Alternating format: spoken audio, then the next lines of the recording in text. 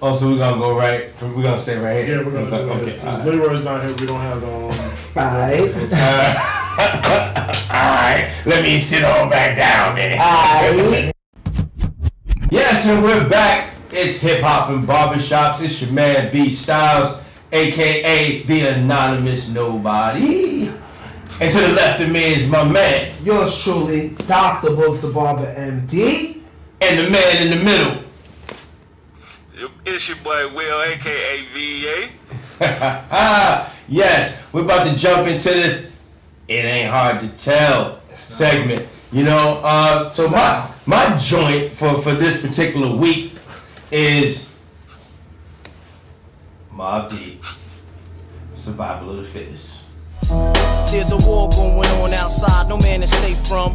You could run, but you can't hide forever from these streets that we done took. Okay, when I heard Mobb Deep, Survival of the Fittest, at that particular time, that was like one of the realest songs that I ever heard. It described what was going on so vividly, and with a dope track behind it.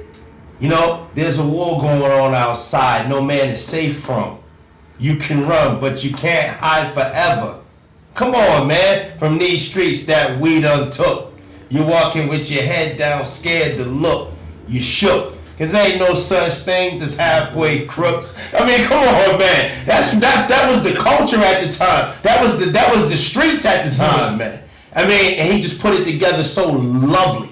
You know, I'm telling you, man, that was my joint right there, man. And I knew when I heard it, I was like, it's over. It's over. It's over. Well, I can't remember the first time I heard that particular song. Will, how about you? My song is Wu-Tang Triumph.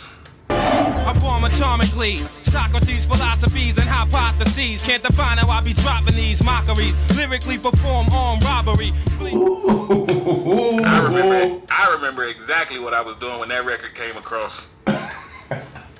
I was sitting in the dining room at the house. I want to say I was in middle school. And that video came across the TV. I don't know what came over me, but I went and grabbed one of my mom's VHS story tapes and recorded the video over top of her story. About to get a weekend. Oh, you about to get it. I can't even lie. I knew that's what it was. But when the music started, like, I scrambled because I had never heard anything quite like that. Okay. And I knew that was going to hit. And I want to say maybe a day or two when I went outside, that was the topic of everybody outside. Yo, did you hear that new Triumph record? Did you hear that new Wu-Tang Triumph record? Even to this day, when I listen to it, I get the same feeling. Like I almost start to scramble to look for a tape to record. Yeah, man. You know, a good quality hip hop record to do that to you, though. It will do it to you, man. Listen, I might have that same reaction, Will, and with the B Styles, when I was in middle school, and I just happened to hear Naughty by Nature's, and I think you know what I'm about to say. O-P-P. OPP, how can I explain it? I take it frame by frame it. To have y'all all jumping, shouting, saying it. O is for other, P is for people scratching the temple. Listen, back in the day, it had to be like middle school, and I'm the youngest of three, so I didn't have the option of listening to what I wanted to listen to. So my brother used to always listen to 88.9 at night, always. And he always had his little tape deck recording, trying to align his little side and side. Cassette mixtape, man. I'm just looking at him like, well, what is he doing? And I would just watch him every night. But the first time I heard OPP, I'm like, you down with OPP? Other people's property. And I'm just like, how can they allow this to be on radio? Like, you just touch other people's property, or do you just like other people's property? I'm like, I knew what they was talking about, but even back then, they would try to censor it and filter it to the best of their ability, as opposed to now, it's just out there blatantly. But I would just OPP. I can't explain it. And I would just and I'll see the video, and the video is so hard. Yeah. And they're not touching other people's property. They're just walking out there straight gangster, but they're talking about other people's property. And I would just stay back like, yo, this is crazy. And at the time I was just a youngin', and I'm just like, you down with OPP? And would always get in trouble in school for singing it. Yeah. But when I heard that song, I just knew that was just gonna be one of those things that people would just be talking about over and over and over again. And at school, they was always singing the song, you down with OPP? You down with OPP? So that's my song. Yeah, it just brought me back. Naughty by Nature definitely hit people over the head with that one, man. No question about it. That was OPP was one of those songs, man. Triumph as well. You know, Triumph sonically, you never heard nothing like that before. Like Will said, it was just crazy. You know, and it's one of those. And you know when you hear these songs though, it brings you back to a time period. Yeah. You know, like you can instantly morph. Like if you could morph right there, like if you could just, and you're right back in that moment as soon as you hear those songs, man. And that's the beauty of music. Yes. Puts you at a state of being. Beautiful. I mean, I don't think there's anything more beautiful than a well-crafted hip hop track that coincides with the lyrics really right. Like nothing's a better marriage than that. That's just beautiful, man. You know, it just comes together. I don't see how in the world some people can hate on some songs. Yeah, you know, I don't like that. You're out of your mind. You know, I'm in the words. I like to hear. I'm in the words heavy. So lyrics mean a lot to me. I want to know what you're talking about. I don't care what the track is. You know, I want to know what you're talking about. Yeah. But that's a part of the times. We have officially become our grandparents when it comes to that. So when I say Triumph and I put that on, my 21-year-old looks like, what the world is that? You know, that's not his time. You know, right. His time is about the 808 driven music where we were like, okay, ooh, did you hear what he said? Right now, you don't have to say nothing on the record. Like it's just, hey, get up there. Kanye proved it with the Scooby Boo.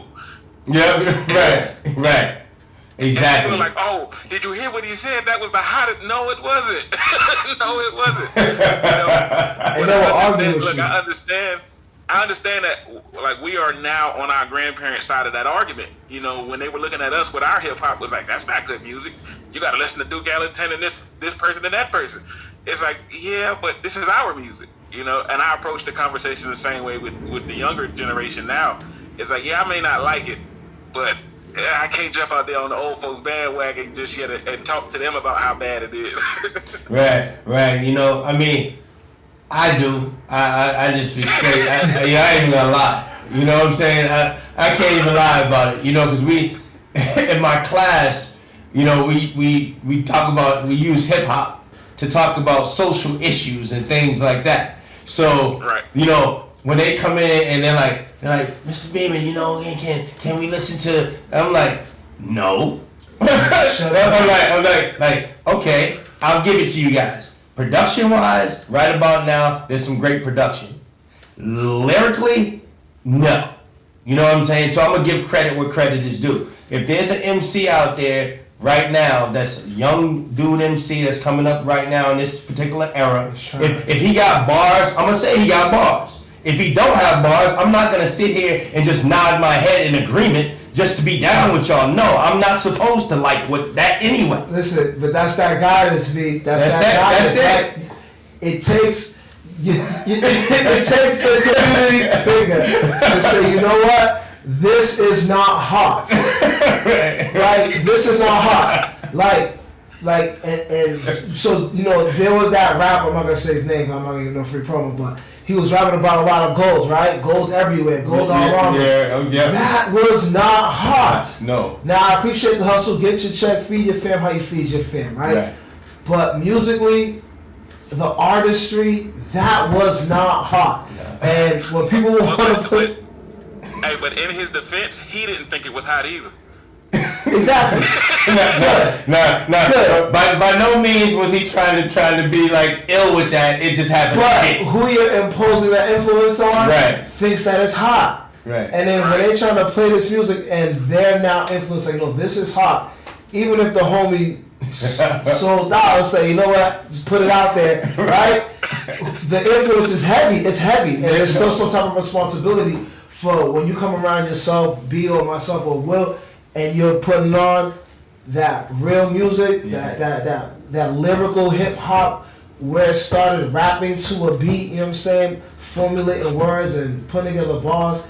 I'm glad you take a stand. Cause I take a stand too. People want to play that nonsense in the shop. The first thing I ask them, is it hot? I listen to it for 2 seconds. Like, you know what?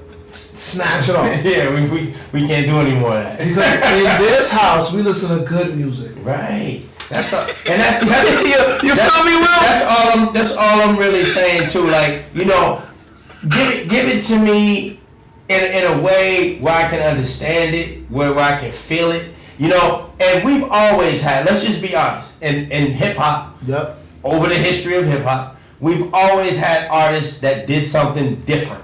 Right? We've always you had your Bismarckies, you know, you had Flavor Flav. Right, you had your PM Dons, you had people who were doing different stuff, right? But it didn't become the like focal point for the entire culture. It was like a novelty act. Now the novelty act is now what is pervasive in the culture. Yes. And that's the problem. Well, that's due to the powers that be. Absolutely. You listen to the records that we spoke about for It Ain't Hard to Tell. There's a reason why these records went, and it had to do with the listeners and what we perceived as being dope. I work with a hip hop act he's older, like he's not trying to be a hip hop superstar. He just loves the craft. You know, he's been doing it for a while. And now, but he still has the same mindset of the 90s where you could put out a record and wait 3 years before your next record and still survive in the game because the fans dictated whether or not you were hot. And now that's not the case. You have radio people saying, hey, we'll play this 60 million times until you say it's hot. Right. You know, and it's sad, man. It really is a sad state of affairs for the culture. You know, so that's why, man, right about now, to be honest with you, I listen to a lot of battle rappers. I like getting on YouTube and checking out the battle rappers because that's where the bars are these days. But see, let's even talk about that. That was a freestyle genre that turned into a bunch of individuals writing. True. Like that was supposed to have been where you got your off the top off at. Right. No pun intended. And then it turned into, nah, we're not gonna do that. We're gonna go home and we're gonna write. So the whole culture, as per definitions, has completely changed. Right. You know, this doesn't. It's dope. It's dope, but how strenuous is it to look into somebody's past and rhyme some words against it? True. You know, and then there's a lot of dudes that still come off top. You know, there's like the dudes that were around for a minute that have been doing that for a while, and you can tell when somebody's coming off top versus written anyway. You know, at least a trained hip hop head can look. Right, you know the difference. You know, like even when dudes come on Flex and start freestyling, you're like, okay, that's written. Yeah. Right. It sounds like a structured song. You can't freestyle a structured song. Right. You know, unless you're just a savant, you know. Right. You know, and then you can tell when dudes just start throwing stuff in there that's right around them. You know, they'll start throwing Flex into the rhyme. Yeah. This dude is right. It's like, okay, he's coming off top.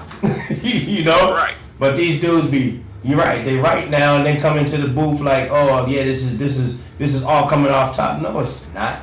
See, I wish I had the skills to kick a freestyle. But the only thing that I'm gonna kick off this little break. I'm gonna hold y'all thoughts, and we will be right back. Please don't go anywhere. BarberTime is serving others, people who are not able to make this trip, people who are not able to pay to get on a flight to come here, people who are not able to even have the understanding that they need to be at an event like this. BarberTime brought it. BarberTime is the reason why that I am able to speak to the masses, because it's you guys' venue, your camera, your mics that let me speak louder than just standing here at this barber's convention. It's time for you barbers, I'm calling your name. It's time for you stylists, I'm calling your name to prepare yourself for the opportunity, because the opportunity is coming. And I'm telling you, BarberTime is the best media, social media for the barbers out there. Listen, watch BarberTime, because this is what we do, baby. This is the barber industry, this is what we do, and this is how we get down. No doubt. No doubt. No doubt. And BarberTime all the time.